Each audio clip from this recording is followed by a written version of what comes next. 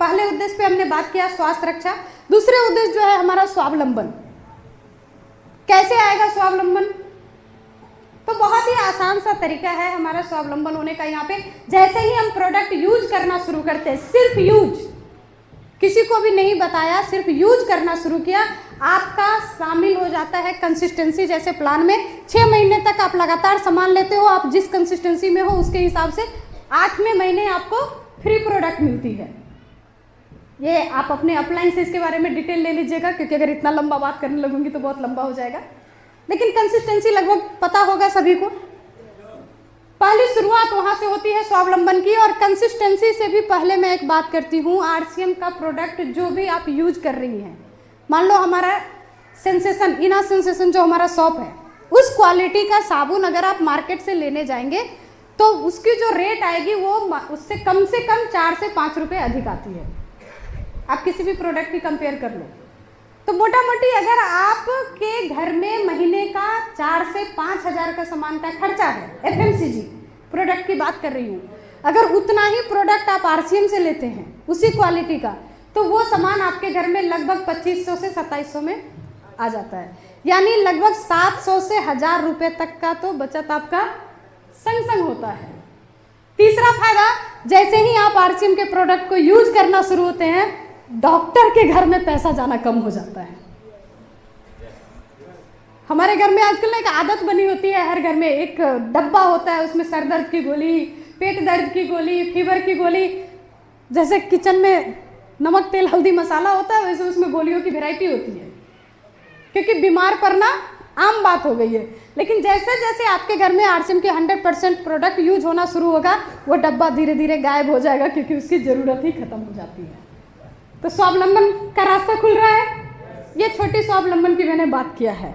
अब मैं बात करती हूँ कि बड़े अचीवमेंट। मैं मेरे बारे में बात करूँ, मैं एक ऐसी महिला, एक सिंपल गृहिणी थी। अपने घर की स्थिति मैंने बताया। जब मैं एक सिंपल गृहिणी थी, मेरी जो इनकम का सोर्स था, इंतजार करना पड़ता था कि कोई 10-20 रुपया दे दे। सब्जी भाजी खरीदने गए तो 100 रुपये का बिल बना, पति देव को 110 रुपये का हिसाब बताया, 10 रुपये अपना। करते हैं ना हम लोग ऐसे? कितने लोग सहमत है मेरी बात से? ये हम गृहिणी की सबसे बड़ी इनकम होती है। और उससे भी बड़ी इनकम, मेरी जो सबसे बड़ी इनकम थी कि पति देव के जेब में कुछ पैसे छूट जाए और कपड़े धोते वक्त मुझे मिल जाए, वो मेरा सबसे बड़ा इनकम था। अच्छा, याद आ गया पति देव को तब तो लॉस, याद नहीं आया तो प्रॉफिट। 20-25 रुपए के लिए मैं दूसरों पे आश्रित थी कि कब पति के जेब में छूट जाए, कब कोई चूड़ी पहनने के बहाने, बिंदी लगाने के बहाने कोई महिला हाथ में देके चले जाए। यही इनकम था मेरा। आज के समय मैंने मेरे खुद के इनकम से, मैं पति की इनकम को इसमें इंक्लूड नहीं कर रही हूँ क्योंकि हम दोनों ही फुल टाइमर आरसीएम हैं, उनके इनकम की हटा के बात कर रही हूँ। मैंने मेरे खुद के इनकम से मेरे पति देव को मेरे शादी की 25वीं सालगिरह पे 25 लाख की किया कैरेंस कार गिफ्ट की है।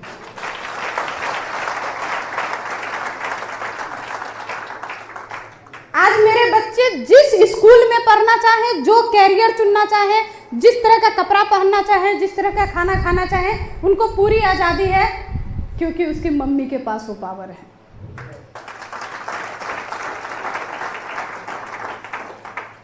बच्चों को भी पता है और मम्मी को भी पता है कि अगर कुछ करना है ना तो सोचना नहीं पड़ेगा कि आज पति देव का मूड कैसा है, किस तरह से पटाना है। वैसे तो हम लोग पटा के काम करा ही लेते हैं, लेकिन मूड देखना पड़ता है कि नहीं?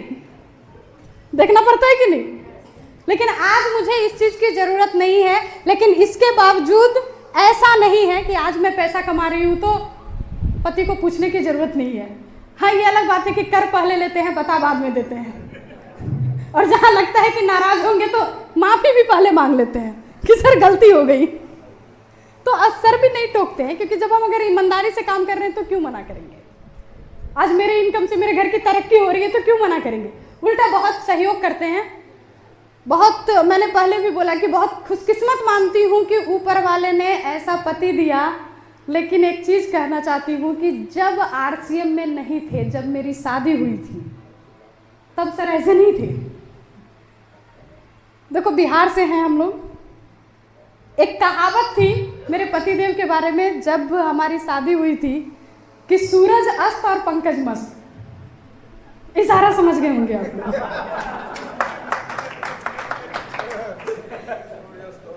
हाँ, ये कहावत थी उनके बारे में। लेकिन प्राउड है इस बात का। देखो मेरी जब शादी हुई ना, थोड़ा सा मैं अपनी जीवनी के बारे में बताना चाहूंगी। लोगों की जो शादी होती है तो लव मैरिज होती है, अरेंज मैरिज होती है। मेरी कंप्रोमाइज मैरिज हुई थी। मतलब ऐसी शादी हुई थी कि पति सर के घर वाले को मैं नहीं पसंद थी और मेरे घर वाले को सर नहीं पसंद थे। शादी के 2 दिन पहले पूरी कार्ड बढ़ चुकी थी और फिर भी मेरे पिताजी का स्टेटमेंट था इसी डेट में शादी करेंगे, लेकिन इस लड़का से नहीं करेंगे, किसी और से करेंगे। इस तरह का माहौल था। लेकिन पता नहीं ऊपर वाले की क्या प्लानिंग थी कि मेरे जीजाजी और सर के जीजाजी दोनों की आपस में दोस्ती अच्छी थी। उन दोनों ने ऐसा हंगामा कर दिया कि अगर यहाँ शादी नहीं हुई तो हम लोग अपनी अपनी पत्नी को छोड़ देंगे।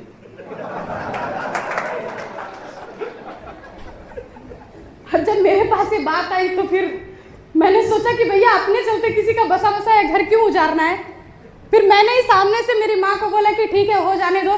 मैंने एक ही चीज सोचा था, यार बलि तो करना ही है, तो फरसा से हो गरासे से हो, फर्क क्या पड़ता है, कहीं ना कहीं तो जाना ही है, देख ही लेते हैं क्या होगा।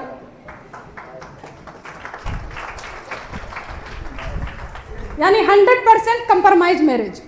शादी से पहले ना मैंने सर का फोटो देखा था, ना सर ने मेरा फोटो देखा था, क्योंकि इच्छा ही नहीं थी करने की। लास्ट मोमेंट तक चल रहा था कि होगी कि नहीं होगी, फिर भी शादी हो गई। ऐसी शादी हुई थी।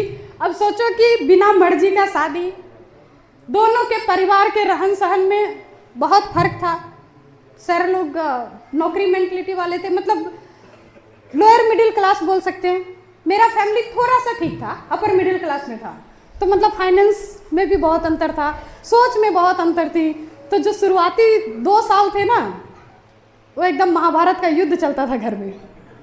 और सबसे बड़ी बात थी कि शादी होते ही दोनों के फैमिली एक दूसरे के अगेंस्ट। हम लोग तो कभी कभी सोचते थे कि कराया क्यों यार, तो हम लोग बीच में तबला बजे रहते थे। हाँ, कभी कोई इधर से बजा के जा रहा है, कोई इधर से बजा के जा रहा है, ऐसी सिचुएशन थी। लेकिन आज के समय अगर मैं बात करूं तो मेरे पूरे घर में नहीं, पूरे गांव में लोग उदाहरण देते हैं कि जोड़ी हो तो इन दोनों के जैसा हो। और इसमें हम दोनों का कोई रोल नहीं है, सारा रोल आरसीएम का है। क्योंकि आरसीएम के संस्कार ही इतने पवित्र हैं, यहाँ गलत विचार, गलत मन वाले लोग टिकते ही नहीं हैं। हमारे अपलाइन बोलते हैं कि धोबी के यहाँ गंदे कपड़े ही जाते हैं, लेकिन जब वहां से निकलते हैं ना तो साफ सुथरा होके आते हैं। आरसीएम में कैसे भी लोग आते हैं, वो यहाँ आकर के संभल जाते हैं तो टिक जाते हैं, और जो नहीं संभलते हैं वो निकल जाते हैं। तो ये आरसीएम की संस्कार है कि आज मैं इतने अच्छे लाइफ को जी रही हूँ, और आज प्राउड के साथ बोलती हूँ कि इतना अच्छा पति ऊपर वाले ने दिया है। दिया नहीं है, आरसीएम ने बनाया है। और सिर्फ पति की नहीं, मैं बच्चों की भी बात करूं। देखो मैंने बोला कि आज मेरे बच्चों को ये आज़ादी है, तुम जो पढ़ना चाहो पढ़ सकते हो, जहां रहना चाहो रह सकते हो, हम लोग कोई इंटरफेयर नहीं करते हैं उसमें। लेकिन इसके बावजूद भी प्राउड के साथ बोलते हैं कि मेरे बच्चे का जो पढ़ाई, जो उन लोगों का जीवन शैली है, मतलब ऊपर वाले की कृपा है कि ऐसे बच्चे ऊपर वाले ने मुझे दिया है।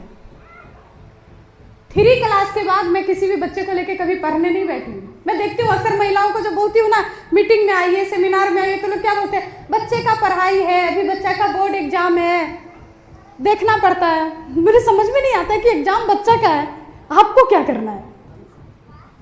ये सब बचने का बहाना है। मेरी छोटी वाली बेटी का बोर्ड एग्जाम था, जिस दिन शुरुआत थी उससे 1 दिन पहले मैं अपने घर वापस फील्ड से पहुंची थी, और मेरे घर में कोई एक फैमिली फंक्शन था, तो मैं मेरी बेटी को लेके उस फंक्शन में गई। तो वहाँ किसी ने सामने से मुझसे पूछा कि बिटिया का कल से एग्जाम है ना, तो बोले हाँ। बोले कौन सा सब्जेक्ट? तो हम बेटी को पूछे कि कौन सा सब्जेक्ट, तो वो महिला जो मुझसे सवाल की थी, वो मुझे ऊपर से नीचे ऐसे देखी जैसे मैंने कितना बड़ा गुनाह कर दिया। वो बोल रही आपकी बेटी का बोर्ड एग्जाम है, आपको पता नहीं कि सब्जेक्ट कौन सा है? तो हम उनसे सवाल किए कि एग्जाम इसको देना है कि हमको देना है? तो उसने मुझे मुझे कहा कि देखिए इतना ठीक है, आप काम करते हैं, पैसे कमाते हैं, अच्छी बात है, इतना केयरलेस भी अच्छा नहीं है, बच्चा का जीवन नहीं बनेगा तो क्या फ़ायदा। तो मैंने उस वक्त उसे कुछ नहीं बोला। जब मेरी बिटिया का रिजल्ट आया बोर्ड का, तो मेरी बिटिया सिटी टॉपर थी।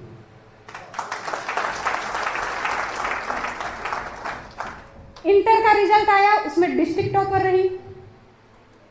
सिटी टॉपर होने के बावजूद उसने आर्ट्स सब्जेक्ट को चुना। तो मैंने बोला एक बिल्कुल जो चाहती हो करो। हमारे डिस्ट्रिक्ट में आज तक किसी को हिस्ट्री में 100 में 100 नहीं आया था। हिस्ट्री में 100 में 100 लाई मेरी छोटी वाली बेटी। और ये सब में मेरा कोई रोल नहीं है, उसका भी कोई बहुत बड़ा रोल नहीं है। बस मैंने एक ही काम किया, शुरू से बच्चों को जब उसके एज के हिसाब से जो जरूरत था आरसीएम का प्रोडक्ट दिया। जब वो न्यूट्रीचार्ज किड्स खाने वाले थे, न्यूट्रीचार्ज किड्स दिया। जब न्यूट्रीचार्ज मैन ओमेन खाने वाले हुए तो न्यूट्रीचार्ज मैन ओमेन दिया, प्रोडक्ट दिया। घर में हेल्दी खाना आरसीएम के प्रोडक्ट से बनता है, बाहर का खाना नॉट अलाउड। बस इतना ही किया मैंने, बाकी वो लोग खुद कर लेते हैं। तो अगर आरसीएम को आप अपनाते हैं, सिर्फ पैसे की मैं बात नहीं कर रही हूँ, बहुत कुछ बदलता है जीवन में। अभी मेरा छोटा वाला बेटा बोर्ड का एग्जाम देगा, फरवरी में उसकी एग्जाम होगी, और मैं फील्ड में घूम रही हूँ और कोई ट्यूशन नहीं, सिर्फ सेल्फ स्टडी से और स्कूल के पढ़ाई से। तीनों में से कोई बच्चा मेरा ट्यूशन नहीं किया एक्स्ट्रा। अगर हम बच्चे के बॉडी पे काम कर ले, उसके दिमाग पे काम कर ले, उसका स्ट्रेंथ सही कर दे, उसका माइंड सही कर दे, तो फिर वो खुद ना खुद बड़ा अचीवमेंट पालेगा। बोलते हैं ना कि रूट को ठीक करेंगे तो फ्रूट खुद ब खुद ठीक हो जाएगा। और इसको ठीक करना है तो आरसीएम के प्रोडक्ट को यूज करना है।